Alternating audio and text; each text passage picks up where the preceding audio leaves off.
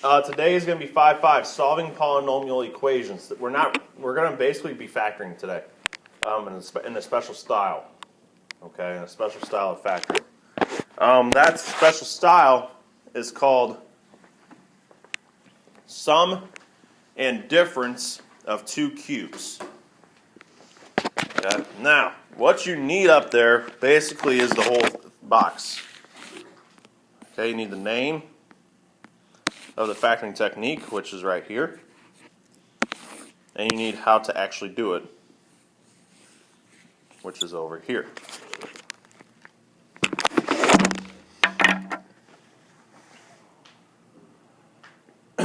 You'll need to memorize how to do this. Okay? And it seems like a daunting task at first, but once you dig a little deeper, it's really not terrible. Okay? So basically what we're going to be given is we're going to be given two terms, and they're going to be adding something together. Okay? We're going to be given two either variables or numbers or a combination thereof, and we're going to be adding them together. Okay? And we're going to factor it. Okay, turn it into a product of a binomial and a trinomial if you look at this box over here. Okay, so here's what we're going to be given. A cubed plus b cubed, a cubed minus b cubed. And we're going to factor that, set it equal to this. A plus b in a binomial times a squared minus ab plus b squared. Or a minus b times a squared plus ab plus b squared. One of the two. Now, if you look at those, it is a lot of terms. You have a binomial and a trinomial, so you have a total of 5 terms, but there are some similarities. Anybody tell me what that might be between the two on the right-hand side? Most of the, you just change the sign. Okay, most of it, what do you mean by that? You only, so you only keep the plus b squared. So if it's difference, you know what I'm saying? Oh, no. So first one's a plus b and a squared minus ab. And the second one, you just change the signs. So a minus b and a squared. That's good enough. You got opposite signs, right? Okay, the first one, you start with a plus, then it goes to a minus, and ends with a plus. The second one, you start with a minus, then it goes to a plus and ends with a plus. Okay, there's going to be a way to do that. What else, though? What's exactly the same in each one?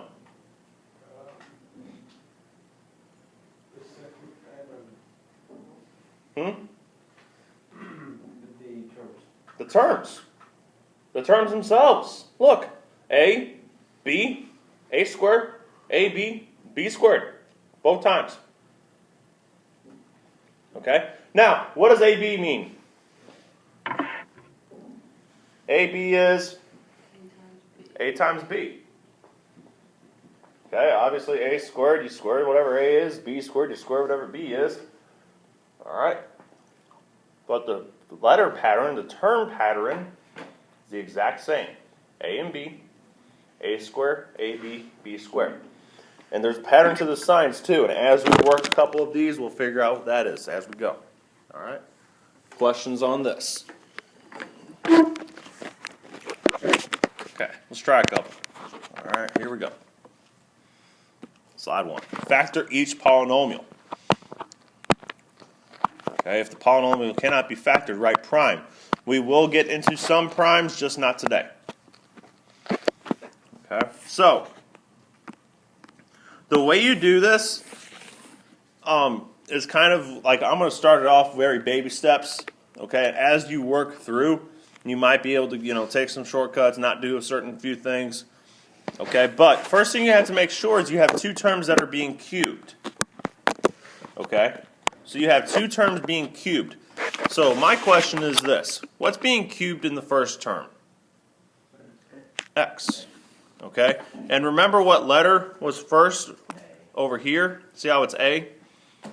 Whatever A is being cubed. So I'm going to let over here I'm going to put down here A. I'll make it small, just like the other side. A equals x. What's being cubed here? 4. I'm going to put B equal 4.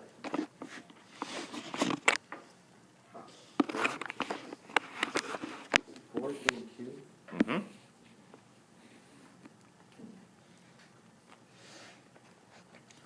Now remember how these factor? These factor into a binomial times a trinomial. So a binomial times a trinomial. And from here, remember the letter pattern. A, B, A squared, AB, B squared. So what's A? X. What's B? 4. What's A squared? A squared is X what? To the second. What's A times B? 4x. And what's B squared? 16. So if x to the third and plug in x squared, it doesn't take 3 with it. What do you mean? Since the formula says a squared, then we have x to the third. But you're talking about it after this. Okay. What times what gives you 64? Okay. That's kind of the big, yeah, that's the biggest number, right, or thing to remember. You got to figure out what times what. Okay. Now to figure out our signs. Okay, and like I said, there's a pattern in them too. This sign back here, if you look at the last slide, was always what? The second sign, last sign was always plus, no matter what. Every single time this sign is plus. Okay. Now, this sign here is the same as the one I give you. So I gave you a plus, so this sign is a plus. And this sign is always the opposite of what's ahead of it. So since it's a plus, you get a minus. And that is your answer. Really? Mm-hmm. That's simple. Second one. What's being cubed in A's place? Y. What's being cubed in 216? 7, No, try again. 9, Nope, smaller. 8, 6. No, you didn't. I was going to say 6, but I'm not Well, I mean, it is process elimination. Yeah. Okay. The way you figure that out, people? Calculators.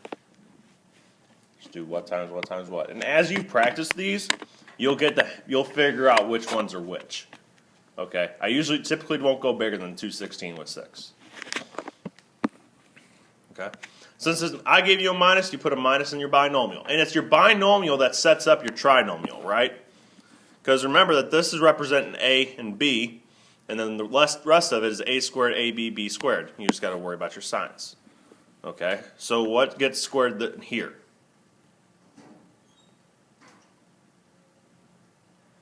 Look up here. Y. Y. Okay, so y squared.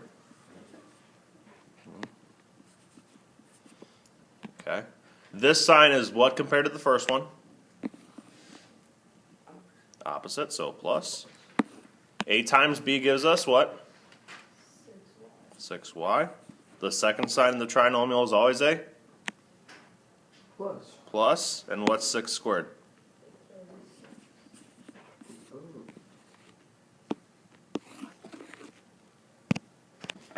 Okay, next slide. We got 125x cubed minus 8. And we have 27y cubed plus 64. Okay, now, same way, but you're going to take them part by part. Okay, so what I actually do, like, I don't write A equals B equals. What I do is this. I know the letter pattern, and I like that because then I can just go set up my binomial. Okay, like that, because since this is difference and this is a minus, I know this is going to be a minus. Okay. Everybody see that? All right, now, I ask myself right here, what's being cubed? 5 is being cubed with the 125. What about with the x cubed? X. X. So 5x goes here. Okay, both of them. 5 and x. What's being cubed with 8? 2.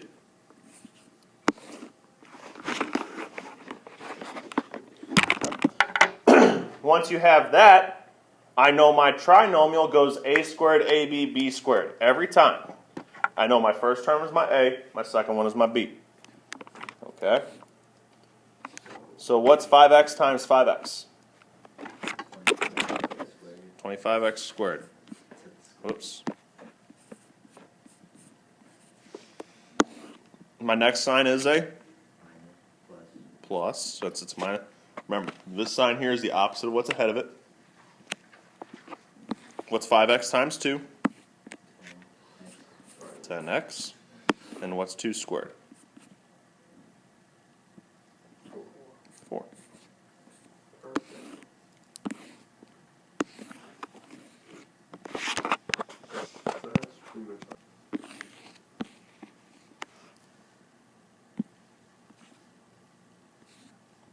So 27y cubed becomes what? 3y. 64 is 4. Okay. Parentheses. 3y times 3y. 9y to the second. Okay. Don't forget that exponent on the y. Alright, because if I say 3y squared, everybody's either going to put one of two things. Either 3y squared or 9y. Okay. Make sure you do 3y times 3y to get that 9y squared correct. Your next sign is a minus. 3y times 4 gives you 12y.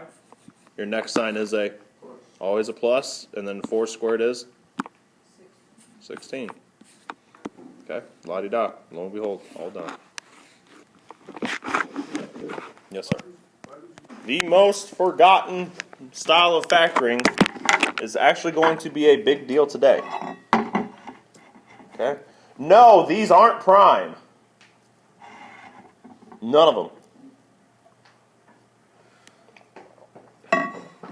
Okay, so, questions. What times what gives you 2? 1 times 1 times 1? That's 1. 2 times 1. 2 times, it's got to be the same what's. Then there's nothing, right? So prime, right? Okay. But what do you notice about 2 and 432? They're both what, Mr. Hummel? They're both even. They're even. Which means you can take out a what? 2. A 2. You can take out a 2. When I say take out, what word do I really mean? No. Starts with F. Factor. You can factor out a 2. Take out a 2. So when you do that, you're going to write the 2 in front of a set of parentheses, which leaves you with x cubed plus 216. Okay? Now, look back. Did we do one like this before yet?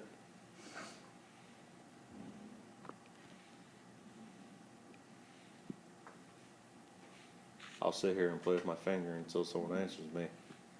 Did we do this? Yeah. So does this factor? Yeah. Yeah. This factor's not. Okay? So it's a twofer. You factor out a 2 first, then you factor this. Okay? The 2, chills. Bring them down with you. Okay, so 2, parentheses. What times what gives you x cubed? X times x. So x. This is a plus here, so that means this is going to be a... No, look where I'm at. A plus there. What times what gives us 216?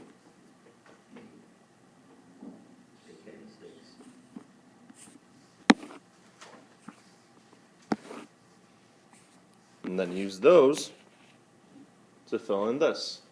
Okay? X times x gives you x squared.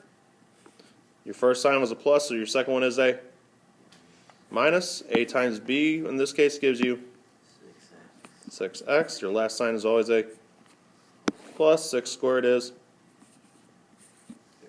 36. And the whole thing is your answer. Okay. The 2 has to show up. Because remember what you're saying. You're saying this is all equivalent statements throughout. So if you would FOIL or distribute this x plus 6 with the x squared terms, all this, you get back to here. Distribute the 2 through, you get back to the original. Okay?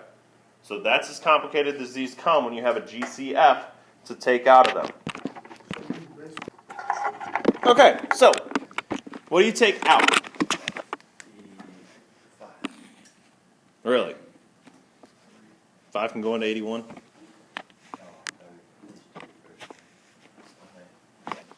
So what do you take out? 3. Okay, so 3, which leaves you with what, Mr. Hummel?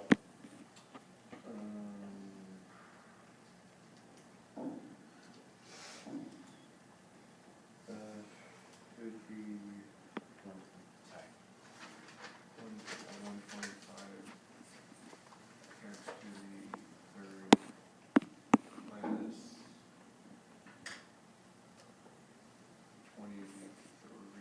Try again.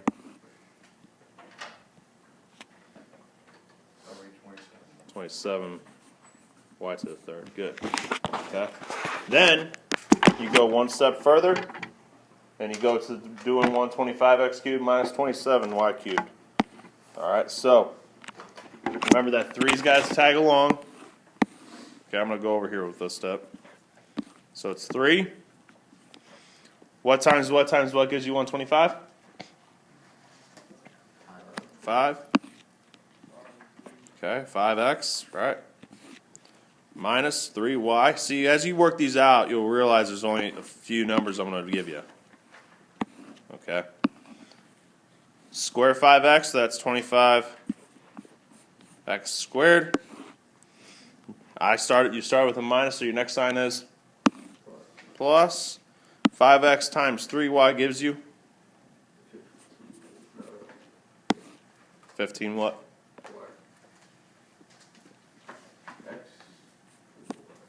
15xy.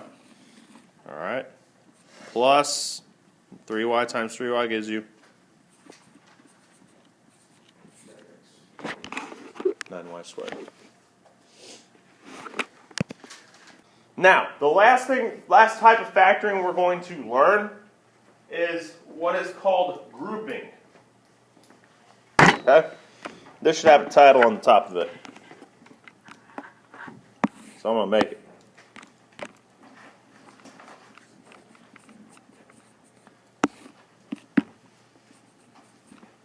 Factoring by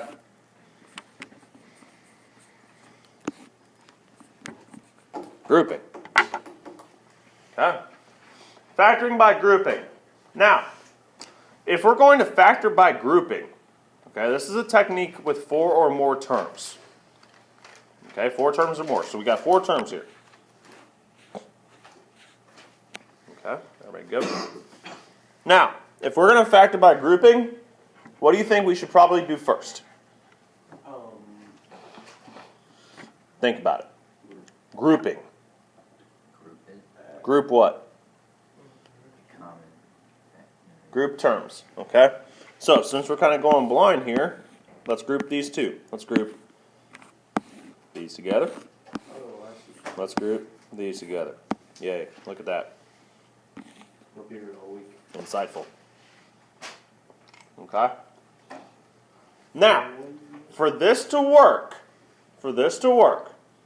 you need to make sure that you take the greatest common factor out of this first group. So 20x cubed minus 25x squared. All right, you need to take the greatest common factor out of those two terms, which would be what? Xavier? 5. Is that the greatest? No. It's the greatest number, I agree with that. But I want the whole greatest term. 5 what? 5x to Nope. Not 5x.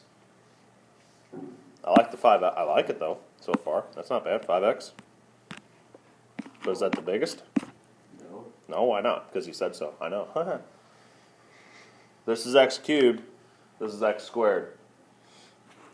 So between x cubed and x squared, I can take out a X. x what? The second. X to the second. Okay. You're going to take out a 5x squared. Now, when you do that, what do I need to put in here in the binomial so that when I'm multiplied by 5x squared, it goes back to here? So what times 5 gives me 20? 4. Okay, what times x cubed, or what times x squared gives me x cubed? X. X. Sign stays the same, so minus. What times 5 gives me 25? 5, and then x squared gives me just x squared, so I'm good. Everybody see that? Yeah. Okay. That's the first half. Everybody okay? GCF out of the first group. Second group, it's a little different. Typically, almost all the time, you're going to take the GCF out of it also, but most importantly, you need to take something out of that group that's going to give you a binomial of 4x minus 5 as well. Because for this to work, this and this have to match. So what do you take out of 4x minus 5 to give you 4x minus 5? A little bit of a weird question, ain't it? So what do you take out to get 4x? What do you take out of 4x minus 5 that when you multiply it back through, it's going to give you 4x minus 5? 0? You said nothing, right? Nothing 0 in math. What's 0 times 4x? 0. Does that give me 4x? 1. 1!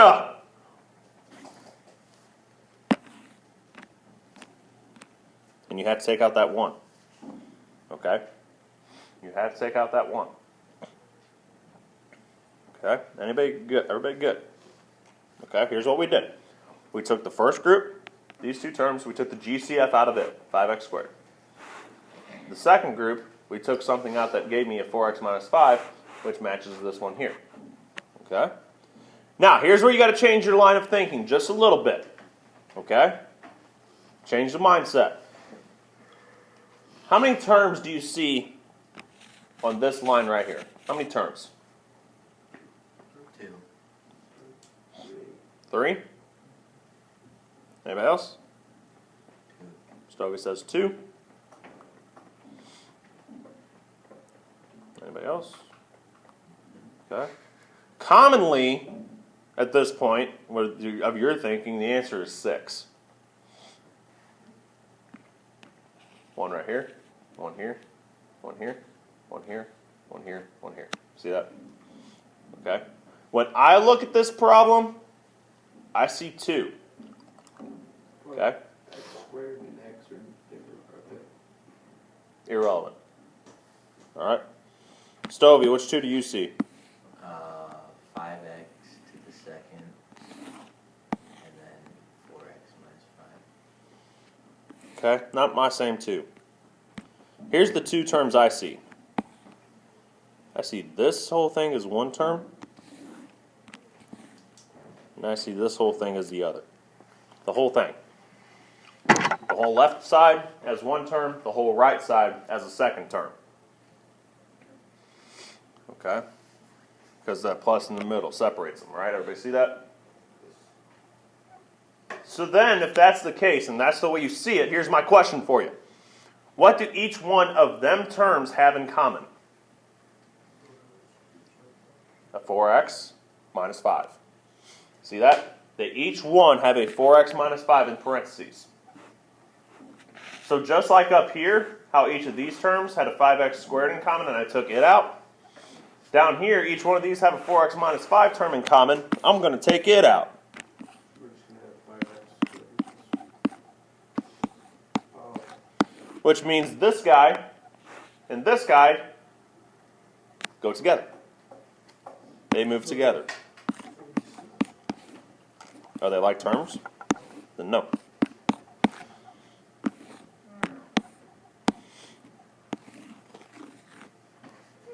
And that's your answer. Why do we move it? X cubed minus 3x squared minus 5x plus 15. Look at the last example. Notice where I put my parentheses when I group these. When I grouped up here. Okay, notice where I put my parentheses up here. You should do the same.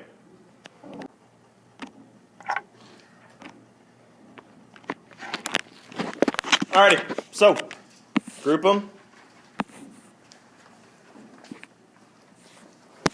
What I was talking about when I said make sure you pay attention, I said, see the second sign there in between the 3x squared and the negative 5x?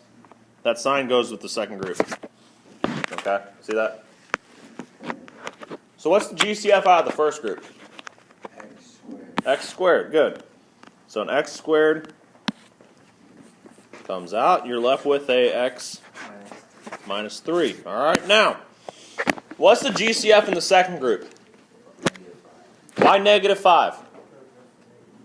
Because negative 5 goes into negative 5x and 50. Okay, more importantly, what if I just took out a 5? What would happen? You would have negative x. I'd have negative x and 3. Sorry.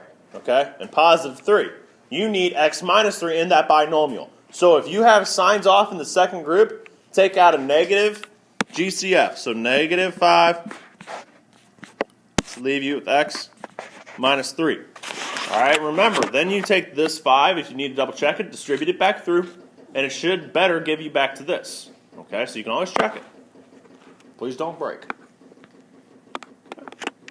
The binomials are the same, so you write them as 1, x minus 3. Put the other two together.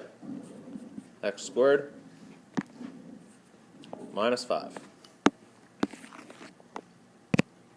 Okay, your homework is the 5-5 worksheet that is on Schoology. That is posted today. All right.